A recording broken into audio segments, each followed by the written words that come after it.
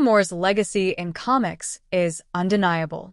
From Watchmen to V for Vendetta, his work has defined what the medium can achieve when it fully embraces political commentary, literary ambition, and moral complexity.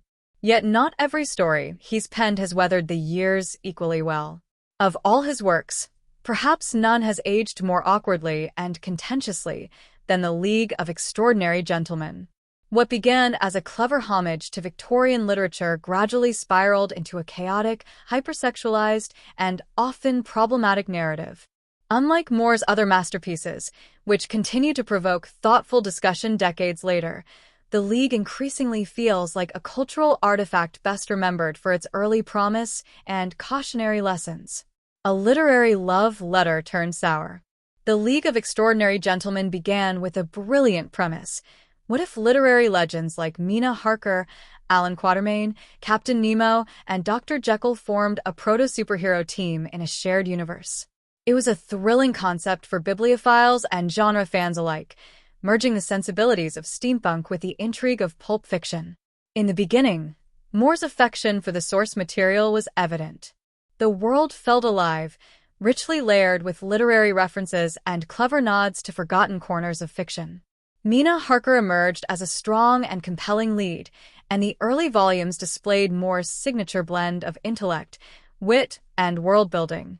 It was a book that felt like both celebration and invention, a reimagining that treated genre history with reverence while forging something original. But somewhere along the way, that reverence gave way to excess.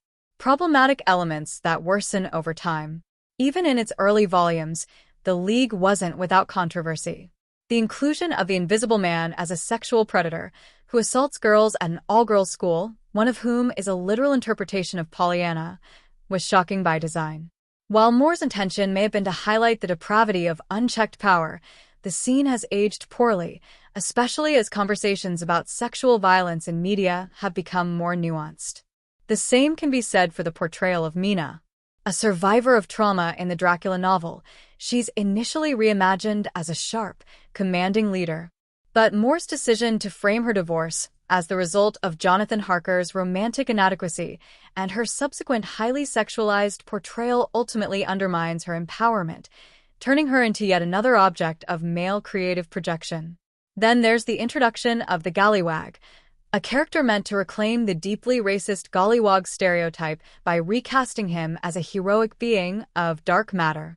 While the intent was arguably subversive, the result feels clumsy and tone-deaf. In a series largely devoid of meaningful characters of color, placing this figure front and center, no matter how well-intentioned, comes off more as provocation than progress. From fantasy to frustration. Later volumes of The League drift further into what critics have called Moore's self-indulgent period. The layered storytelling and high-concept literary remixing gave way to bitterness and thematic nihilism. The story began to feel less like a celebration of fiction and more like a platform for Moore's growing frustration with the modern world, popular culture, and even the comic book industry itself. In this way, The League lost its sense of wonder. It began devouring itself, the clever meta-commentary giving way to extended rants, gratuitous violence, and a kind of creative cynicism that lacked the precision or clarity of Moore's earlier work. While Watchmen critiqued superhero ideology with chilling effectiveness, The League seemed to revel in destruction without offering the same moral or emotional insight. A legacy worth rethinking. There's no denying that The League of Extraordinary Gentlemen had a significant impact on the comic landscape.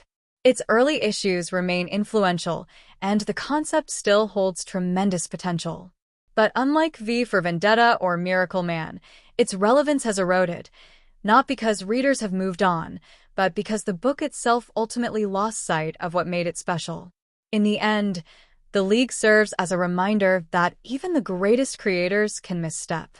And while Alan Moore's place in comic history is secure, this particular story stands as one of his most divisive, a series whose brilliance dimmed with time, overwhelmed by its own excesses.